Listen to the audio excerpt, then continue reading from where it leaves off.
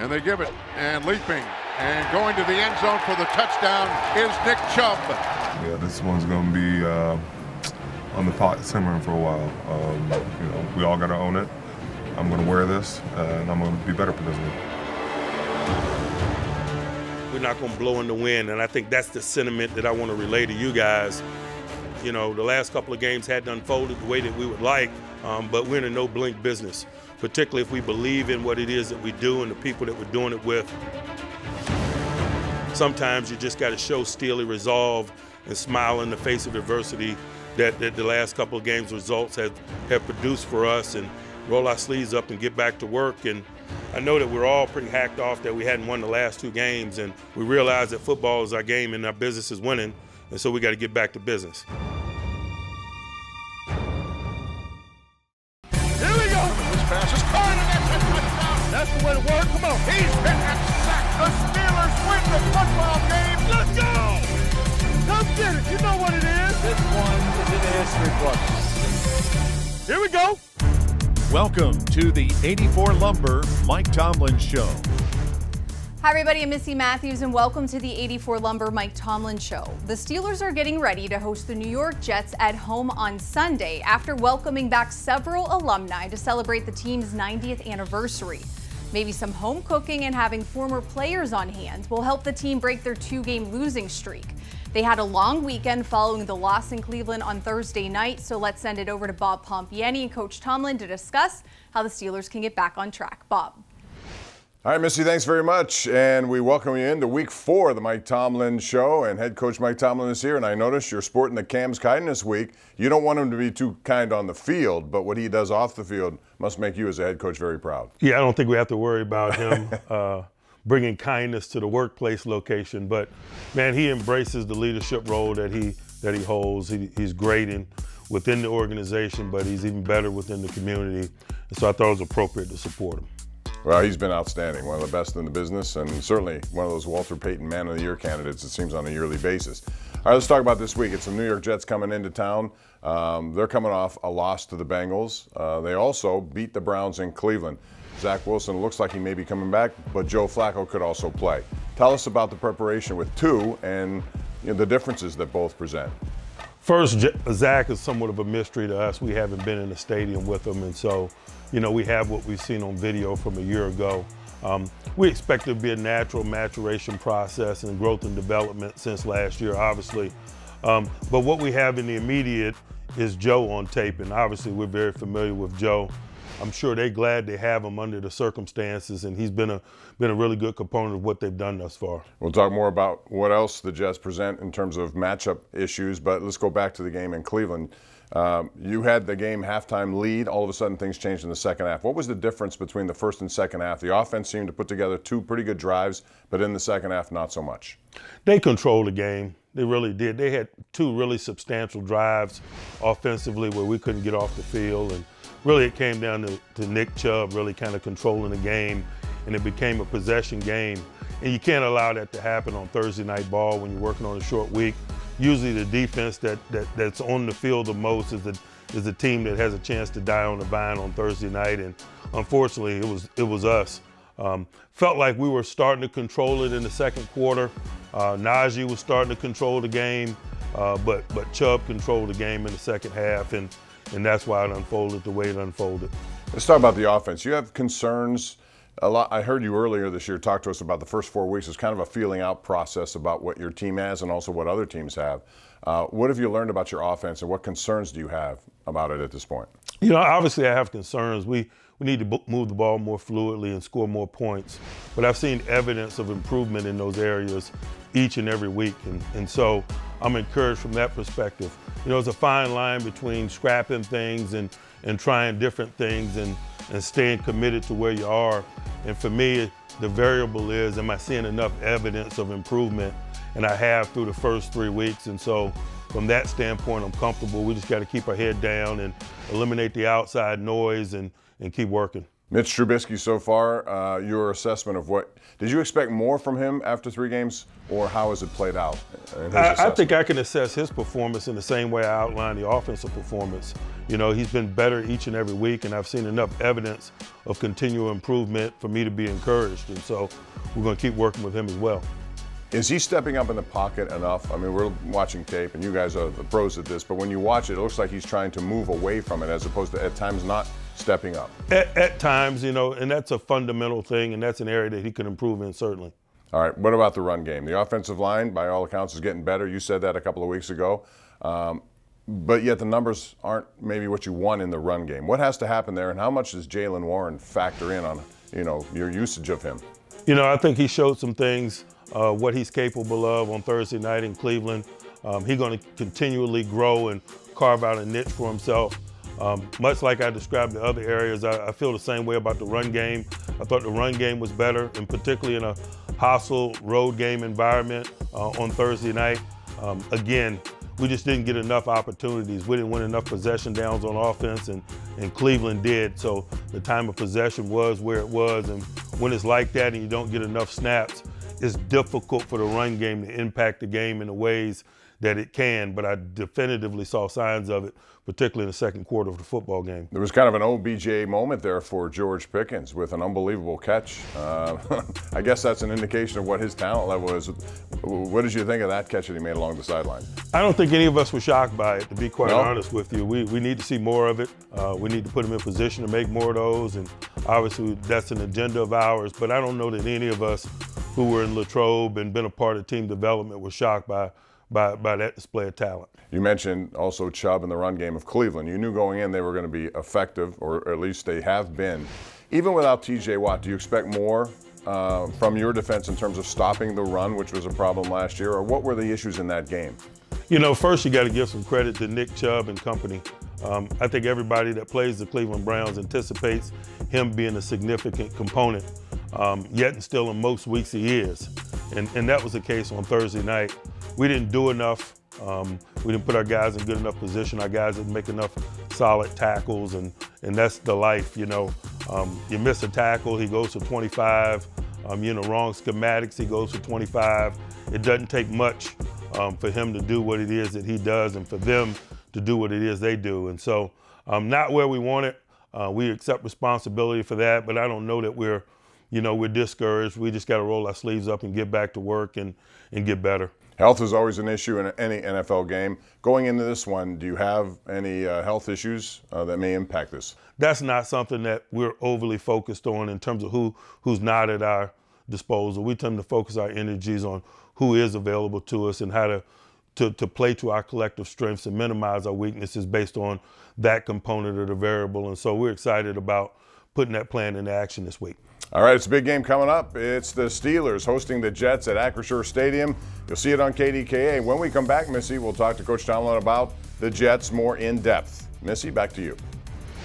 Yeah, thanks, Bob. The Steelers are the Jets' fourth and final matchup against an AFC North team. They had to face the entire division to start out their 2022 schedule. Still to come later in the show, Coach gives us his keys to the game and hear from one of the newest members of the Steelers defense about his transition to Pittsburgh. We'll be right back.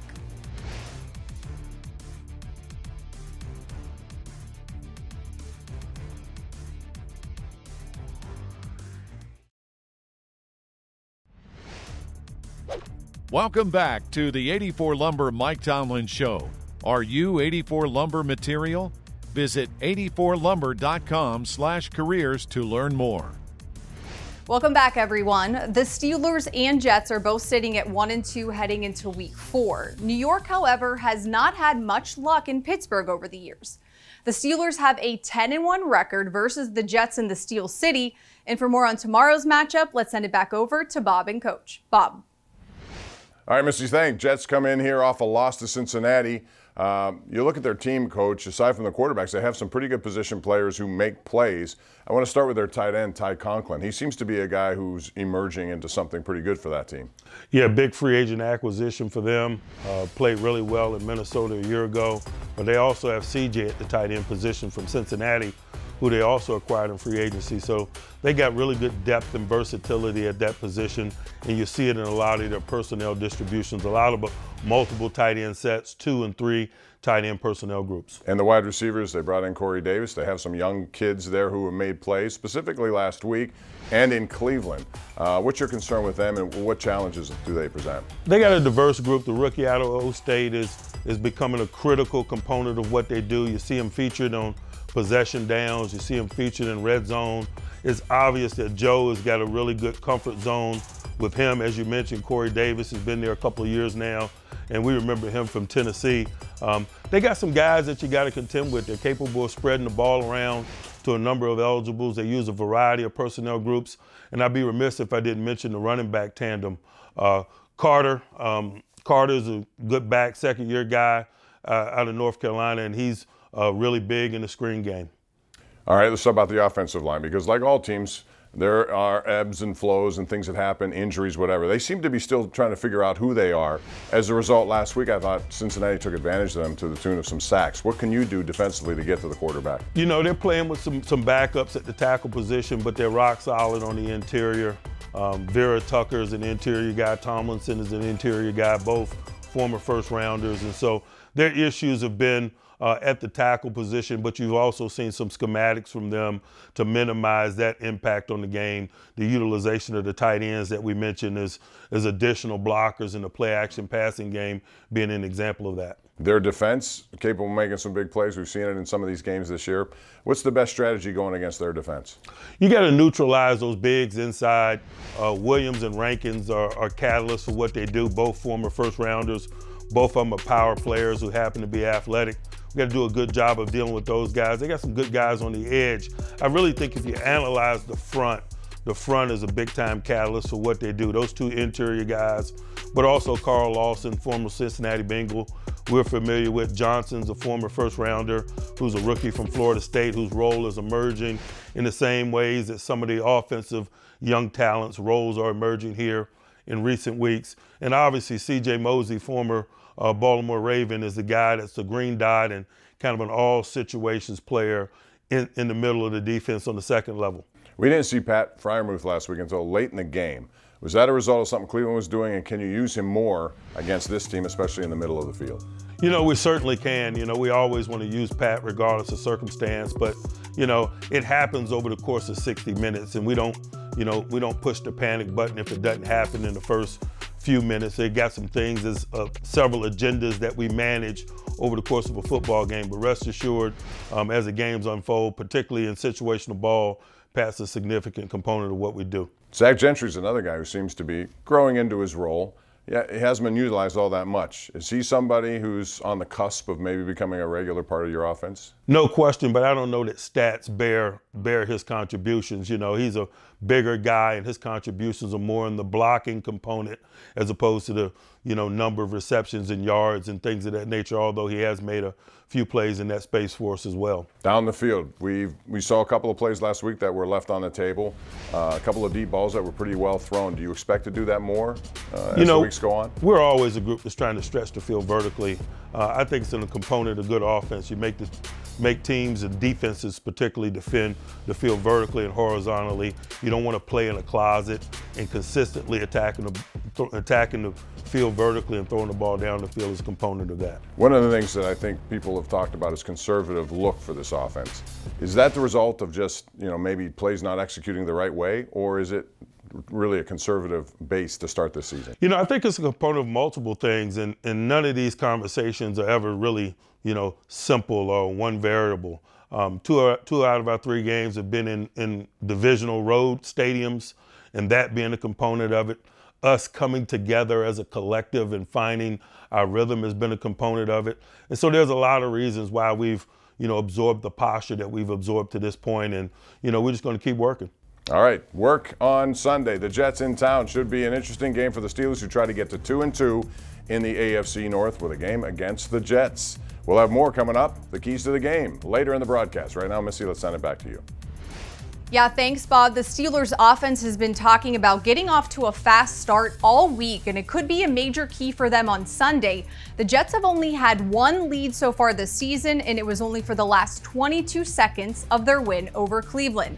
We still have much more coming your way here on the Mike Tomlin Show, including new faces and new places. A preview of the Standard. Now it's time for the Yins Chat trivia question. Which former Steelers running back holds the single-game franchise record for rushing yards versus the Jets? You'll find out after the break.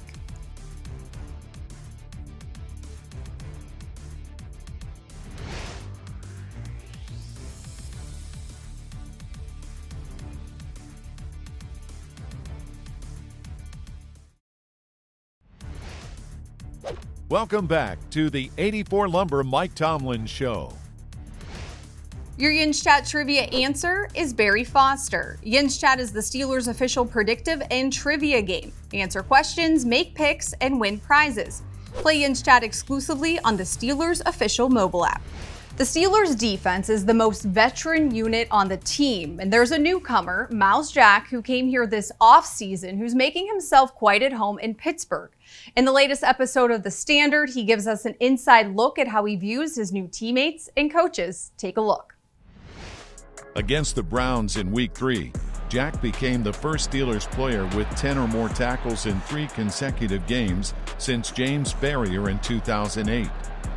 Pretty much since I've joined the Steelers organization, it's been nothing but great. I almost feel like a young guy all over again because I'm learning a new way of doing things, a new way of executing. It's been great for me just being a part of the organization, from training camp up until now during the season. Jack, who currently leads the team in tackles, says the coaches have made an immediate impact on him. From defensive coordinator Terrell Austin to another new face to the Steelers, senior defensive assistant and linebackers coach Brian Flores. Coach Flores, he's given me a whole new perspective on just things that the offense can do to attack you, and pretty much knowing your strengths and weaknesses, knowing, okay, if you play this coverage, this can happen, and vice versa, and what the offense is looking at. So he's been able to give me that whole 360 view, and I really appreciate it. Coach Austin, he's always drawing up something, coming up with different schemes and ideas to just, you know, keep the offense on their toes, and he's always just talking to me, giving me advice. Working with the other backers, man, it's a fun group, it's a fun room to be in, and it's made my transition very smooth. I definitely see myself as a leader, just going out there, trying to get things lined up, keeping the communication going, making the close call, making you know, if we have a check or anything going on. But I just try to lead by example, speak up when necessary, and lead by play. Just try to play hard, try to get in on every tackle I can, and just try to go as hard as I can and make an impact, and just try to contribute to his winning. That's basically my goal and what I'm here for. Hand it off. Mixon driven backwards. Miles Jack, one of the new faces.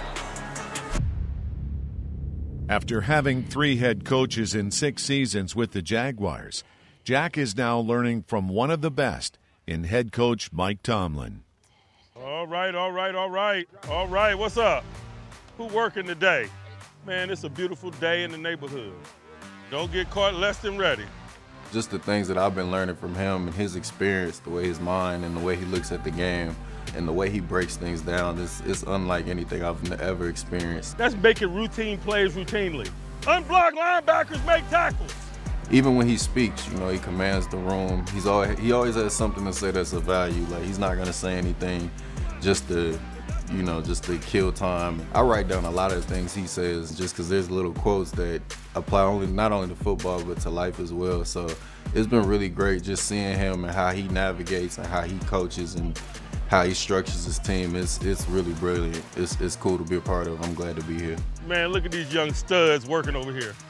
Yes, sir. Hey, pre-snap communication. Let's make it tight. All right, fundamentals. Let's build. 8 pounds in a 5-pound bag. Let's build. Here we go. The standard of expectation will always be high, but as that road gets narrow, man, to walk in and out of stadiums and secure victory, the standard is going to get more significant. And that's just the reality of our business. We got to be continually getting better, and this is the only way to do it. Man, take care of your bodies tonight, man. Find a little winning edge. We come in here tomorrow, it's situational ball. Come in with a forward body lean, ready to receive it. Let's get it. If you want to see more of the latest episode of The Standard, just head to the Steelers official YouTube page to watch the full video. Well, after playing 2 games in 5 days, the Steelers had 10 days to rest, refocus, and prepare for the New York Jets. To find out the keys to the game presented by your neighborhood Ford store, let's check in one final time with Bob and Coach. Guys.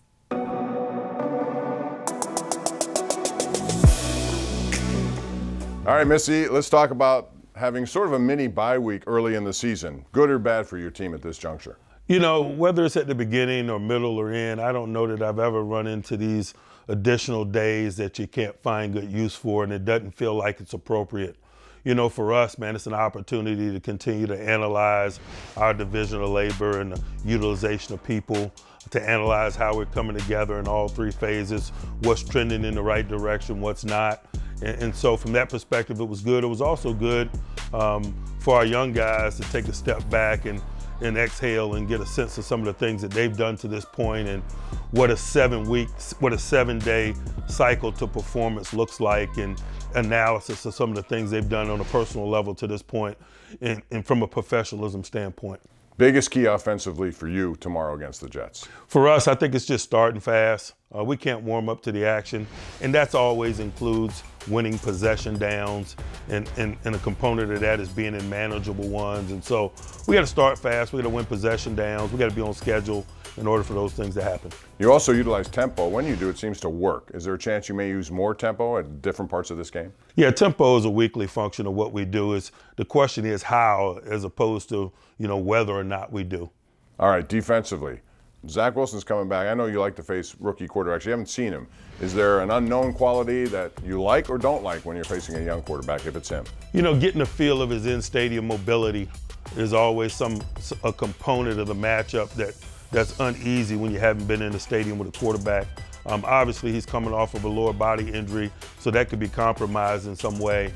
But his mobility is dramatically different than Flacco's and could change the climate in terms of the rush and certain components of the rush. Coach, all the best to you tomorrow. Thank you. Appreciate it. That's going to do it for today's 84 Lumber Mike Tomlin Show. We have a lot coming up tomorrow. Game time 1 o'clock. After the game, post-game, KDK, CW. We'll see you there. And for Missy Matthews and head coach Mike Tomlin, I'm Bob Pompeani. See you next week. Thanks for joining us for this week's Mike Tomlin Show.